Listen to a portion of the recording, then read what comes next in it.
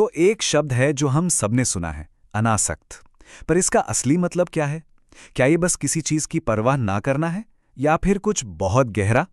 चलिए आज इसी पहेली को सुलझाते हैं। ये सवाल हम सबके दिमाग में कभी ना कभी तो आता ही है कि अनासक्त होने का मतलब क्या दिल को पत्थर बना लेना है? क्या अपने सपनों को, अपनी एम्बिशंस को, सबको ताक पर रख देना है? ये कंफ्यूजन बहुत नॉर्मल है और आज इसका जवाब ढूंढ कर रहेंगे। तो चलिए शुरू करते हैं। सबसे पहले सबसे बड़ी गलतफहमी को दूर करना जरूरी है जो इस शब्द के साथ जुड़ी हुई है। ये स्लाइड देखिए, ये बहुत जरूरी फर्क बताती है। अनासक्ति का मतलब लापरवाही बिल्कुल नहीं है। ये अपनी फीलिंग्स को खत्म करना नहीं है, बल्कि उन्हें सही डायरेक्शन देना है। पता है ये क्या है? ये अपने काम में, अपने लक्ष्य में पूरी तरह से डूब जाने की कला है, बिना इस फिक्र के कि भाई रिजल्ट क्या आएगा। अच्छा, तो अगर अनासक्ति लापरवाही नहीं है तो फिर है क्या? इसका जवाब पता है, एक ही शब्द में है, आज़ादी। किस चीज से आज़ादी? नतीजों की चिंता से, उस दिमागी बोझ से पूरी तरह की आज़ादी। जरा सोचिए, एक क्रिकेटर है जो सिर्फ और सिर्फ गेंद पर फोकस कर रहा है, स्कोरबोर्ड पर नहीं। या फिर एक स्टूडेंट जो अपनी पूरी जान लगाकर पढ़ाई कर रहा है, पास फेल के डर से नहीं। बस यही है अनासक्ति, अपने काम में ऐसे खो जाना कि नाकामी का डर ही खत्म हो जाए। ये उस दिमागी बोझ को उतार फेंकने जैसा है जो हमें अक्सर पीछे खींचता रहता है। और पता है, ये कोई आज का नया नवेला आइडिया नहीं है। हजारों साल पहले कुरुक्षेत्र के मैदान में भगवान कृष्ण ने अर्जुन को यही तो सिखाया था। उन्होंने कहा, कर्मण्येवाधिकारस्ते मा फलेषु कदाचन। मतलब अधिकार सिर्फ कर्म करने पर है, उसके फल पर कभी नहीं। अब सवाल ये उठता है कि ये हजारों साल पुरानी बात आज हमारे लिए कितनी मायने रखती है? और जवाब है, पहले से कहीं ज्यादा।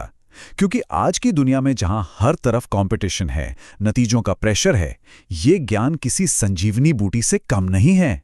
कभी ऐसा हुआ है कि एग्जाम से पहले पेट में गुड़गुड़ होने लगी हो, या किसी जरूरी प्रेजेंटेशन से पहले दिल जोर जोर से धड़कने लगा हो?